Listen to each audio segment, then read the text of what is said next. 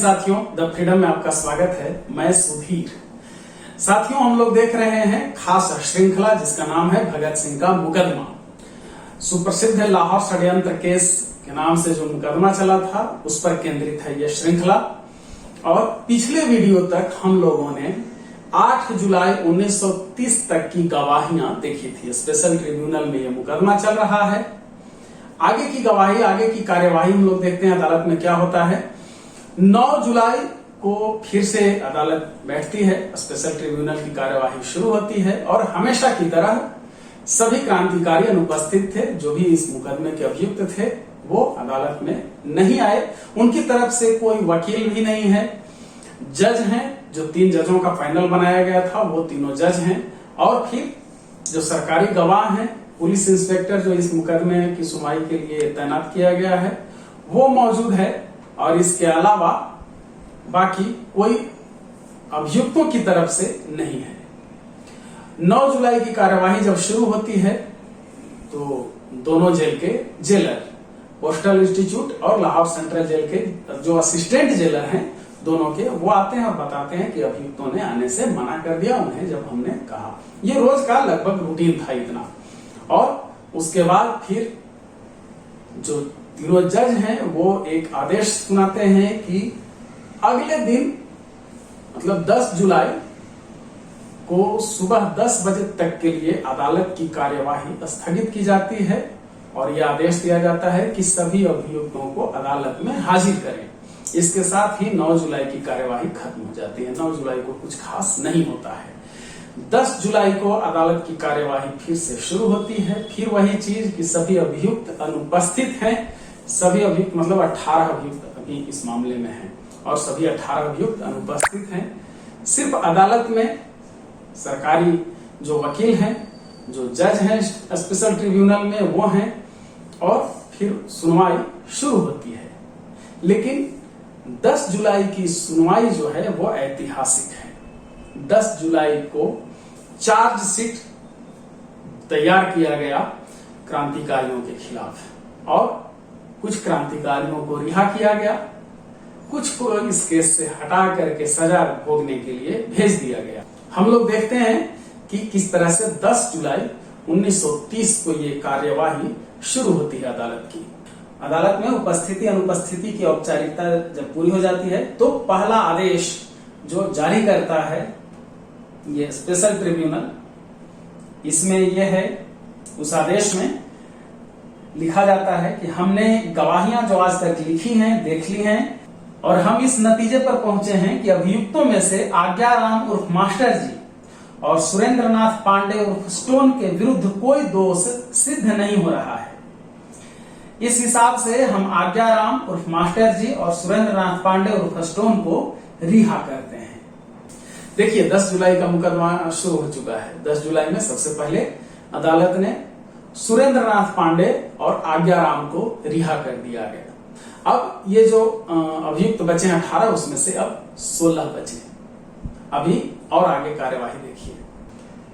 आज्ञाराम और सुरेंद्रनाथ पांडे को रिहा करने के बाद जो कार्डेन नोड सरकारी वकील था वो अदालत से एक आग्रह करता है और अदालत से कहता है, अभियुक्त बटुकेश्वर दत्त द्वारा असेंबली बम कांड में भारतीय दंड संहिता की धारा 307 एवं विस्फोटक पदार्थ अधिनियम की धारा 3 के अंतर्गत पारित दंड के विरुद्ध दायर अपील खारिज की जा चुकी है और उसे दिए गए आजीवन कारावास की सजा की पुष्टि की गई है।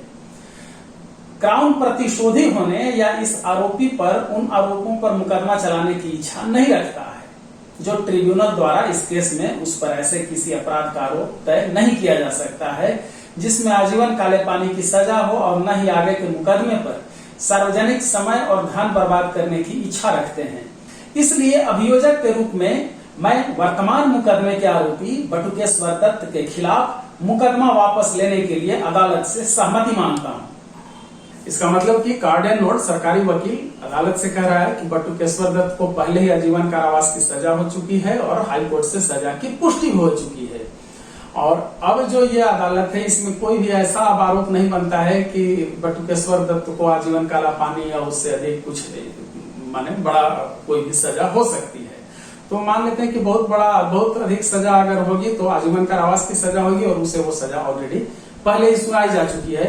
तो अब हम सरकारी धन या समय अब इस पर बर्बाद नहीं करना चाहते और हम अदालत से मांग करते हैं, ये निवेदन करते हैं कि बटुकेश्वर दत्त को अब इस केस से अलग कर दिया जाए। और अदालत जो है वो कार्डिनल नोड की मांग को मंजूर कर लेता है और चार्जशीट से बटुकेश्वर दत्त को भी हटा देता है। यानी अब बटुकेश्वर दत्त इस मुकदमे से हट रहे हैं। उनको आजीवन कारावास की सजा जो पहले ही असेंबली बम कांड से मिल चुकी है, उसी को अब उनको काटना है, उस सजा को उनको भुगतना है। तो इस तरह से 18 में से 2 रिहा हुए और एक के बटुकेश्वर दत्त अलग कर दिए गए। अब इन पर मुकदमा नहीं चलेगा, इनको सजा काटने के लिए भेजने की तैयारी अब आगे होती है। और बच गए 15 अभियुक्त इस मामले में। इन सब पर चार्जशीट अब तैयार होता है। जो चार्जशीट है उसमें मुख्य रूप से 6 आरोप लगाए गए हैं। देखिए कि ये 6 आरोप क्या है। ये केस जो है सबसे पहले ऊपर दिया गया है, charge in the case of the king emperor versus Sukhdev and 14 others. मतलब सम्राट बनाम सुखदेव और 14 अन्य अभियुक्त। और तीनों जज जो 6 चार्ज लगा रहे हैं उसमें आप देखिए, सबसे पहले तो ये बताते हैं कि इन लोगों ने कहां कहां क्या क्या किया।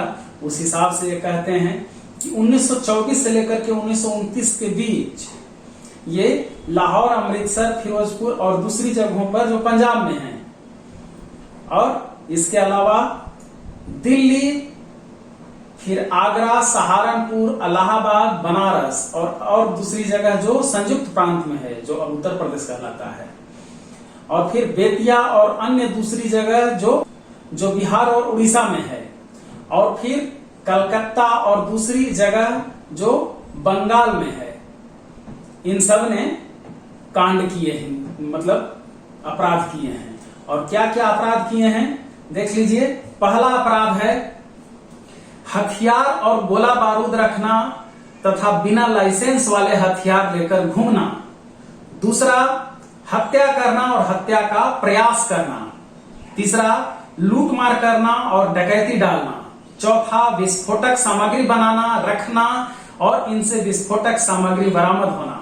पांचवा, कानूनी हिरासत में रखे गए लोगों को छुड़ाना तथा छुड़ाने का प्रयास करना।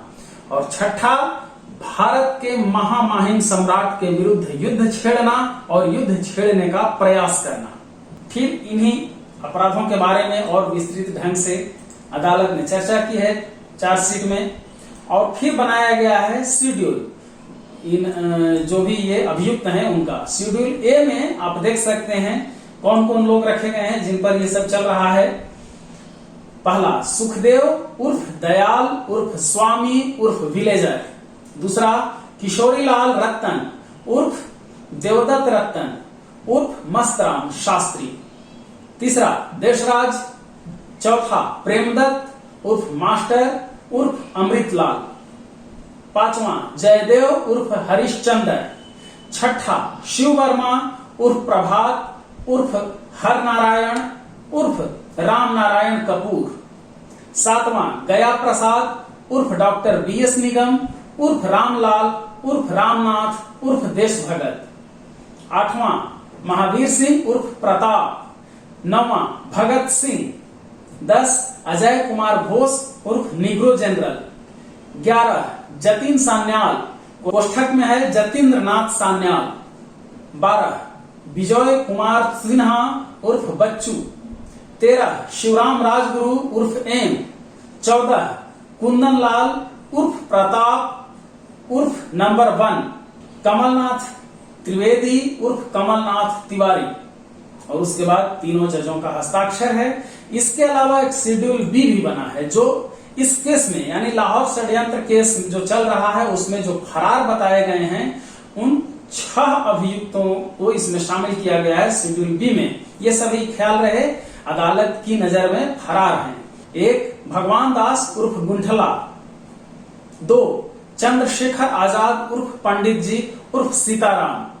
3, कैलाशपति उर्फ कालीचरण। 4 भगवती चरण उर्फ VC बोहरा, 5 यशपाल, 6 सतगुरु दयाल। और फिर जजों के हस्ताक्षर हैं। यहाँ ये समझ लेना है कि ये जो 6 अभियुक्त हैं शेड्यूल बी में, जिन्हें फरार घोषित किया गया है अदालत द्वारा, इसमें से भगवती चरण बोहरा का निधन हो चुका है। वो शहीद हो चुके थे, बम परीक्षण के लिए वो गए थे और वो पहले ही शहीद हो चुके हैं। अब सिर्फ उनका नाम फरार की सूची में दर्ज है। भगवती चरण बोहरा 28 मई 1930 को ही शहीद हो चुके थे। शेड्यूल बी के बाद वो आदेश एक जारी करती है अदालत 10 जुलाई को ही कि ट्रिब्यूनल ने 15 आरोपियों के खिलाफ आरोप पत्र तैयार किए हैं। हम मुकदमे को कल सुबह 10 बजे तक के लिए स्थगित करते हैं और इसके बाद इन 15 आरोपी व्यक्तियों से उन पर लगाए गए आरोपों के संबंध में उनकी दलीलें सुनेंगे। क्योंकि आरोपित व्यक्ति आज अदालत में उपस्थित नहीं है, अध्यादेश की धारा 9 के तहत इनकी उपस्थिति की परवाह न करते हुए हम आदेश देते हैं कि इन आरोप पत्रों की प्रतियां तथा इस आदेश की प्रतियां संबंधित 15 आरोपियों को आज ही जेल में दे दी जाए। चार्जशीट की कॉपी सभी अभियुक्तों को देने का आदेश अदालत देती है और इसके बाद इसी के साथ 10 जुलाई की कार्यवाही खत्म हो जाती है। आगे जो कुछ भी होता है वो हम लोग देखेंगे अगले वीडियो में। धन्यवाद साथियों, आप सभी से आग्रह है कि चैनल को अगर आपने सब्सक्राइब नहीं किया है तो सब्सक्राइब कीजिए, लाइक कीजिए वीडियो को, पसंद अगर है तो आप अपनी प्रतिक्रिया कमेंट में लिख करके बता सकते हैं। अधिक से अधिक लोगों तक इन वीडियोस को शेयर कीजिए ताकि लोग जान सकें कि देश के लिए क्रांतिकारियों ने किस बहादुरी के साथ लड़ाई लड़ी है। जय हिंद, इनकलाब जिंदाबाद।